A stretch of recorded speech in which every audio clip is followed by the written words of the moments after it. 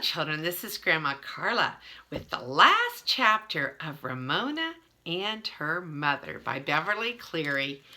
And this is chapter 7, The Telephone Call. By the time school was over, Ramona had forgotten about the pajamas in her desk, and that evening she was so busy practicing her name in cursive writing that they had remained forgotten. No more babyish printing for Ramona. Mrs. Rudge had taught her to write in what Ramona used to call that rumply stuff. And write she did. Ramona Quimby. She wrote in pencil, ballpoint pen, and crayon on any paper that she could find. Paper bags, old envelopes, and the backs of arithmetic papers around the edge of a newspaper. She wrote her name with her finger in steam on the bathroom mirror when her father had taken a shower after work. Before supper, she wrote her name in dust on the top of the television set. After supper, she went outside, where beneath the porch light, she wrote Ramona Quimby in chalk on each of the front steps. When she came back into the house, she found her mother and Beezus on the couch studying pictures in a paperback book.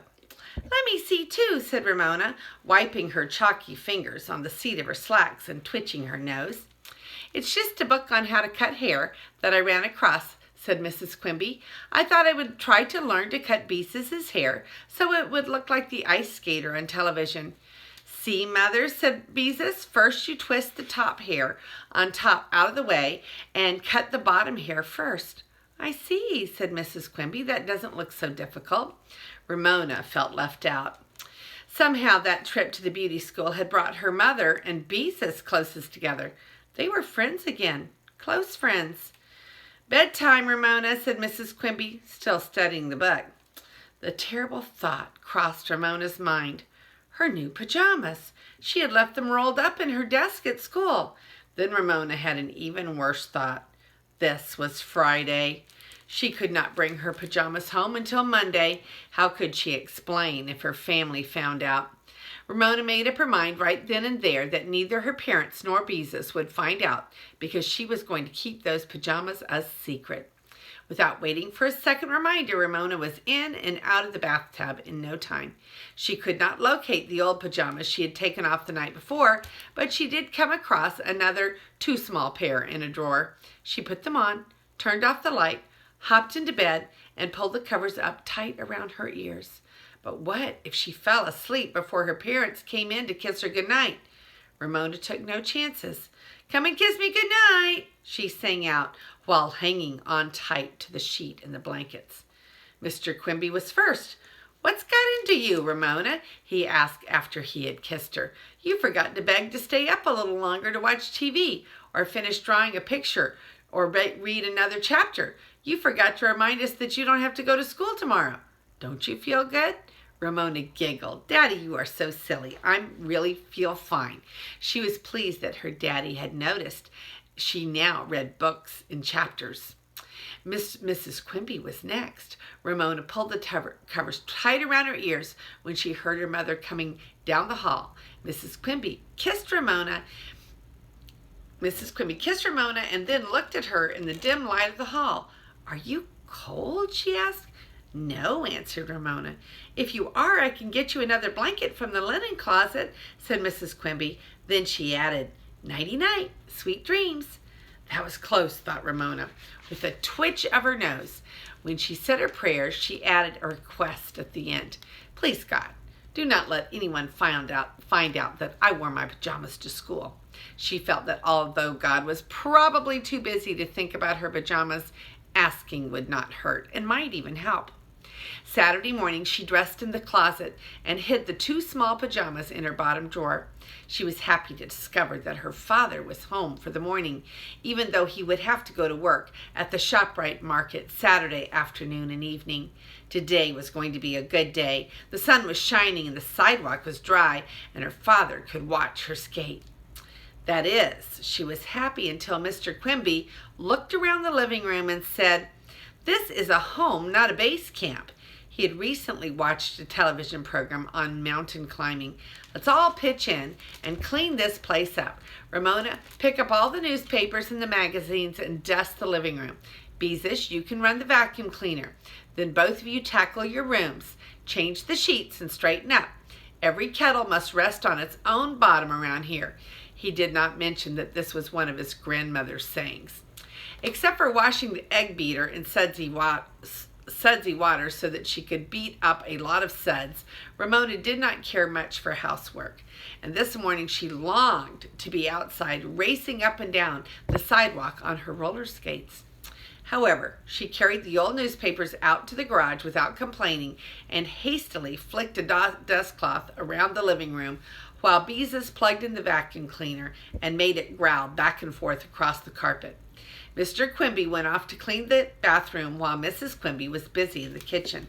In a playful mood, Beezus pushed the vacuum cleaner right up to Ramona's shoes. Ramona squealed as if she expected the vacuum cleaner to nibble her toes. Beezus pursued her with a vacuum cleaner. Around the carpet they went until Ramona said, "Ha ha, you can't catch me," and crawled behind the couch. Beezus returned to running the vacuum cleaner properly, back and forth in straight lines, the way her father mowed the lawn. Ramona sat hugging her knees behind the couch. She was in no hurry, as her father put it, to tackle her room. Ramona sat there behind the couch, the kettle resting on its bottom, thinking. She thought of how embarrassed she would be if her family found out that she had worn her pajamas to school. She thought about her mother and Beezus and what good friends they had become, almost as if they were the same age. As Ramona sat letting these thoughts slide through her mind, the telephone rang in the kitchen. Above the growl of the vacuum cleaner, she heard her mother say, "Why, hello," as if she were surprised to hear from the other person calling. Who had surprised her mother? Ramona listened hard. Beezus must have been curious too, for she turned off the vacuum cleaner, which made eavesdropping easier for Ramona. "Oh, yes, yes. Oh, does she?" Mrs. Quimby went on in a friendly, polite voice, quite different from the friendly voice she used when she talked to her sister, the girl's Aunt Beatrice. Who does that? Ramona wondered, alert, since she was usually the one who had done something. Her mother laughed. Ramona felt indignant without knowing why. She could not think of anything that she had done that anyone would telephone her mother about. Mrs. Quimby continued for some time, but Ramona could make no sense out of the conversation. Finally, her mother said, "Thank you for telling me, Mrs. Rudge." Then she hung up. The sound of her teacher's name gave Ramona a strange feeling, as if she were in the elevator that had suddenly gone down when she expected it to go up. When she stopped feeling as if the floor had dropped beneath her, she was furious. That was why her mother had laughed. Mrs. Rudge had told. She had telephoned her mother and tattled, and her mother thought it was funny. Ramona would never forgive either one of them. Never, never, never. Beezus turned on the vacuum cleaner again. Ramona crawled on her hands and knees from behind the couch and was surprised to see that her mother had come into the living room. "What have you been doing back there?" asked Mrs. Quimby. "Resting on my bottom," said Ramona with a scowl. Beezus switched off the vacuum cleaner again. Her turn had come to foresee an interesting encounter. Ramona faced her mother. "Mrs. Rudge told," she shouted, "and she promised she would never tell, and then you had to go and laugh." "Now calm down." Mrs. Quimby plucked a fluff of dust from Ramona's nose. "I won't calm down," yelled Ramona so loud her father came down the hall to see what was going on. "I hate Mrs. Rudge. She's a tattletale. She doesn't love me and she tells fibs." Ramona saw her mother and father exchange a familiar look that said, "Which of us is going to handle this one?" "Hate is a strong word, Ramona," said Mrs. Quimby quietly. "Not strong enough," said Ramona. "This looks like 9 on the Richter scale," said Mr. Quimby, as if Ramona were an earthquake. "And you and Daddy talk about me in your room at night," Ramona stormed at her mother. "Someday, Ramona," said her father, "you are going to have to learn that the world does not revolve around you." "I don't care what Mrs. Rudge says," shouted Ramona. "I did leave my pajamas at school on purpose. I forgot." Mrs. Quimby looked astonished. "Left your pajamas? What on earth are your pajamas doing at school?" She was plainly trying to stifle another laugh. Ramona was both surprised and bewildered. If her mother did not know about her pajamas, what could Mrs. Rudge have told? "What on earth are your pajamas doing at school?" Ramona's mother asked again. The whole story, her feeling that the flannel was as soft as bunny fur, and how she pretended to be a fireman so that she wouldn't have to take her pajamas off, flashed through Ramona's mind and embarrassed her. "I won't tell," she said, folding her arms defiantly. "She probably took them for show and tell," volunteered Beezus. Ramona gave her sister a look of contempt. Second graders in Mrs. Regg's room did not have show and tell every day, only when someone had something really important and educational to bring, such as a butterfly that had hatched out of a cocoon in a jar. And Beezus should know that no second grader would take pajamas to school for show and tell. That would be too babyish even for kindergarten. Beezus knew these things, and she had been through them all. She was just trying to make Ramona look babyish. Ramona was about to shout, "I did not," but decided this would be unwise. Beezus had supplied a reason, a very weak reason, why she might have taken her pajamas to school. Apparently, Mrs. Quimby did not accept Beezus's explanation either, for she said, "Your pajamas did not get out of bed and run along beside you to school." "Oh well, I don't suppose it matters." Ramona scowled. Her mother need not think that she could win her over by being funny. She was mad, and she was going to stay mad. She was mad at Beezus for always being mother's girl. She was mad at her teacher for telling her mother something. What?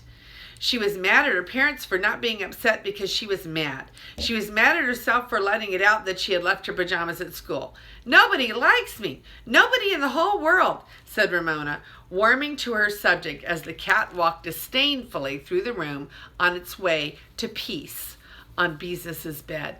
"Not even my own mother and father. Not even the cat. Beezus gets all the attention around here. Even Picky likes Beezus more than he likes me."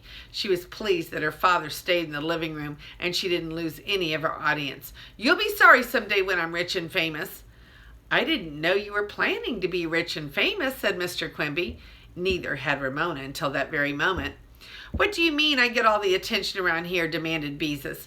"Nobody tapes my schoolwork to the refrigerator door. We can hardly find the refrigerator. It's so buried under all of your drawings and junk." Both parents looked at Beezus in surprise. "Why, Beezus, I had no idea that you minded," said Mrs. Quimby. "Well, I do," said Beezus crossly, "and Ramona always gets out of things like washing dishes because she's too little. She'll probably still be too little when she's 80. "See," said Ramona, "Beezus doesn't like me because my artwork is stuck on the refrigerator." Her parents weren't supposed to feel sorry for Beezus. They were supposed to feel sorry for Ramona. "I'm always in the way," said Ramona. "You have to park me with Howie's grandmother so that you can go to work.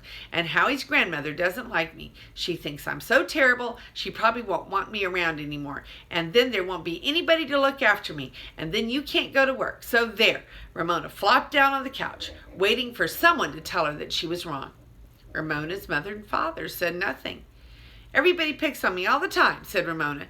Maybe she really would be so bad that Mrs. Kemp would say, "I simply cannot put up with Ramona another day." Silence. Ramona made up her mind to shock her parents. Really shock them. "I'm going to run away," she announced. "I'm sorry to hear that," said Mr. Quimby, as if running away were a perfectly natural thing to do. "When are you leaving?" inquired Ramona's mother politely. The question was almost more than Ramona could bear. Her mother was supposed to say, "Oh, Ramona, please, please don't leave me." "Today," Ramona managed to say with quivering lips. "This morning." "She just wants you to feel sorry for her," said heartless Beezus. "She wants you to stop her." Ramona waited for her mother or her father to say something, but neither one of them spoke. Finally, there was nothing for Ramona to do but get up from the couch. "I guess I'll go pack," she said, and she started slowly toward her room. No one tried to prevent her. When she reached her room, tears began to fall. She got out her Q-tip box with all of her money, 43 cents, in it. Still, no one came to beg her not to leave. She looked around for something in which to pack, but all she could find was an old doll's nursing kit. Ramona unzipped it and placed her Q-tip box inside. She added her best box of crayons and a pair of clean socks. Outside, she heard the cheerful ching ching chong of the roller skates on the cement. Some children were happy. If nobody stopped her, where would she run to? Not Howie's house. Even though Howie was no longer mad at her, his grandmother was not paid to look after her on Saturday. She could take the bus to Aunt Beatrice's apartment house, but Aunt Beatrice would bring her back home. Maybe she could live in the park and sleep under the bushes in the cold. Poor little Ramona, all alone in the park, shivering in the dark. Well, at least it was not raining. That was something. And there were no big wild animals, just chipmunks. She heard her mother coming down the hall. Tears stopped. Ramona was about to be rescued. Now her mother would say, "Please don't run away. We love you and we want you to stay." Instead, Mrs. Quimby walked into the bedroom with a suitcase in one hand and 2 bananas in the other. "You will need something to pack in," she told Ramona. "Let me help."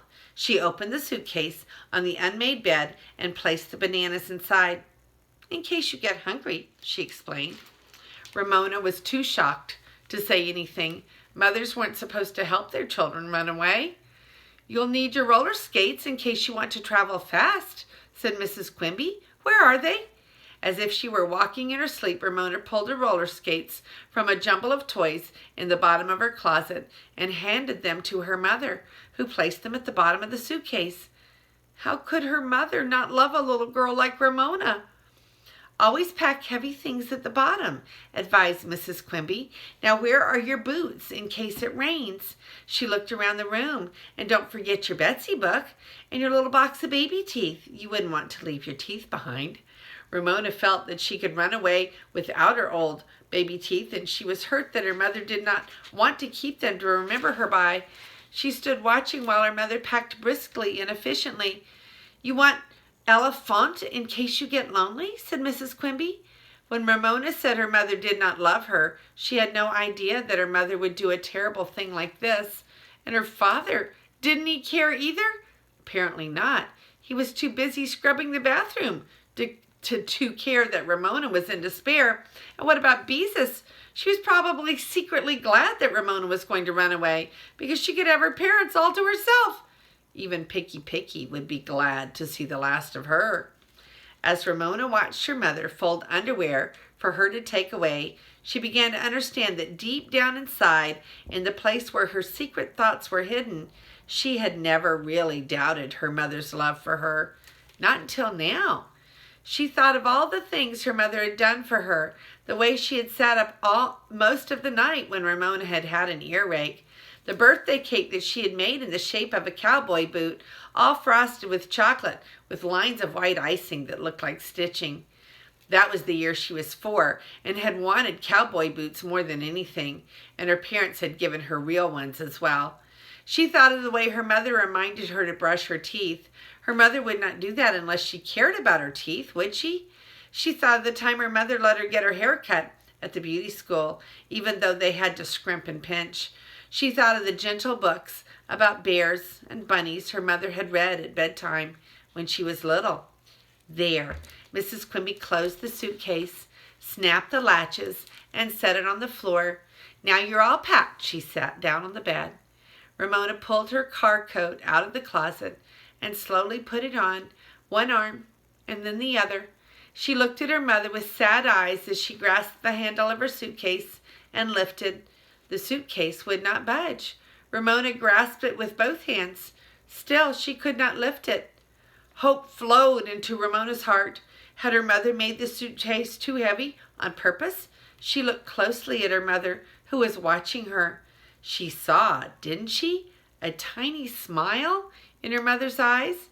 "You tricked me," cried Ramona. "You made the suitcase too heavy on purpose. You don't want me to run away." "I couldn't get along without my Ramona," said Ramona's mother. She held out her arms. Ramona ran into them. Her mother had said the words that she had longed to hear. Her mother could not get along without her. She felt warm and safe and comforted. And oh, how good her mother smelled. So clean and sweet like flowers. Better than any mother in the whole world. Ramona's tears dampened her mother's blouse. After a moment, Mrs. Quimby handed Ramona a Kleenex. When Ramona had wiped her eyes and nose, she was surprised to discover that her mother had tears in her eyes too. "Mama," said Ramona, using a word that she had given up as babyish. "Why did you do that?" "Because I could see I couldn't get any place arguing with you," answered her mother. "You wouldn't listen." The truth made Ramona uncomfortable. Why did Mrs. Rudge phone?" she asked to change the subject. Mrs. Quimby looked concerned. "She called to say that she had noticed you twitching your nose a lot. Daddy and I have noticed it too, and she wondered if something was making you nervous. She wondered if perhaps you needed a shorter day in school." "And a longer day with Howie's grandmother? What a terrible idea. School is easy," said Ramona, not mentioning spelling, which after all might be easy if she paid more attention to it. "Have you any idea what makes you twitch your nose?" asked Mrs. Quimby gently. "I noticed you twitched it 3 times during breakfast." Ramona was surprised. Maybe she had twitched so much that she could twitch without knowing it. "Of course I know why," she said. "I was pretending I was a rabbit, a baby rabbit, because you call me a little rabbit sometimes." This time Ramona did not mind when her mother laughed. She laughed a bit too, to show that she now thought pretending to be a baby rabbit seemed silly, as if it were something she had done a long time ago when she was little. "Rabbits are nice," said Mrs. Quimby, "but I prefer a little girl. My little girl." "Really?" said Ramona, even though she knew her mother spoke the truth. "I'm glad to know that you were a little rabbit," said Ramona's mother. "I was afraid my working full-time might be too much for you, and just when we had decided that Daddy will quit his job at the market and go back to school." Ramona was astonished. "School? You mean do homework and stuff like that? Daddy?" "I expect so," said Mrs. Quimby. "Why does he want to go and do a thing like that?" Ramona could not understand. "To finish college," her mother explained, "so that he can get a better job, he hopes, one that he likes." So this was what her parents had been talking about at night in their room. "Will he have to go away?" asked Ramona. "No, he can go to Portland State right here in town," explained Mrs. Quimby, "but I will have to go on working full-time, which I want to do anyway because I like my job. Do you think you can manage to get along with Mrs. Kemp?" Ramona thought how much happier her family would be if her father never came home tired from working in the express line again. "Of course I can," she agreed with courage. "I've gotten along sort of so far." After this she would stay away from pinking shears and bluing. As for Willa Jean, maybe she would go to the nursery school and learn to shape up. Yes, Ramona could manage, "and I guess we'll have to scrimp and pinch some more," she said. "That's right. Scrimp and pinch and save as much money as we can while Daddy is studying, even though he hopes to find part-time work after school starts." And said Mrs. Quimby, "And by the way, you don't have to tell me if you don't want to, but I am curious. Why are your pajamas at school?" "Oh," Ramona made a face. It all seemed so ridiculous now. She gave her mother the shortest possible explanation. Mrs. Quimby did not seem upset. She merely said, "What next?" and laughed. "Did Mrs. Ridge say anything about my spelling?" Ramona hesitated to ask the question, but she did want to know the answer. "Why, no," said Mrs. Quimby. "She didn't even mention spelling, but she did say that you were one of her little sparklers who made teaching interesting." And with that, Ramona's mother left the room. A little sparkler. Ramona liked that. She thought of the last 4th of July when she had twirled through the dusk, a sparkler fizzing and spitting in each hand and leaving circles of light and figure-8s as she had spun across the front yard until she had fallen to the grass with dizziness. And now she was one of Mrs. Rudge's little sparklers. Ramona held out her arms and twirled across the room, pretending she was holding sparklers. Then she seized a pencil and paper that were lying on her bureau and wrote her name in good, bold cursive. Ramona Quimby. There. A girl who was a sparkler needed a name that looked like a sparkler, and that was the way Ramona Quimby was going to write her name. Ching chong went the roller skates out on the sidewalk. Ramona opened the suitcase and she pulled out her skates.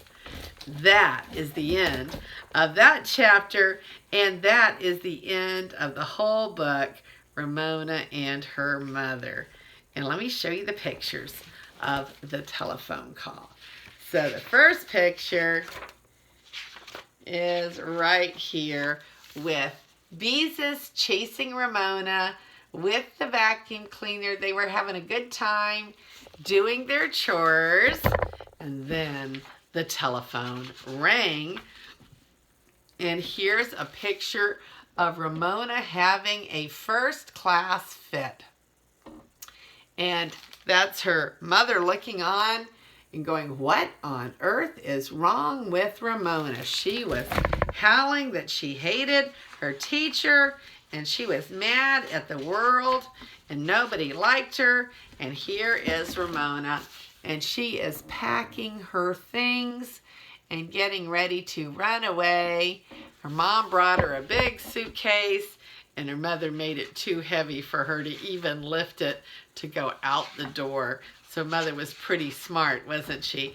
And then they shared a big hug, and Ramona was all better again.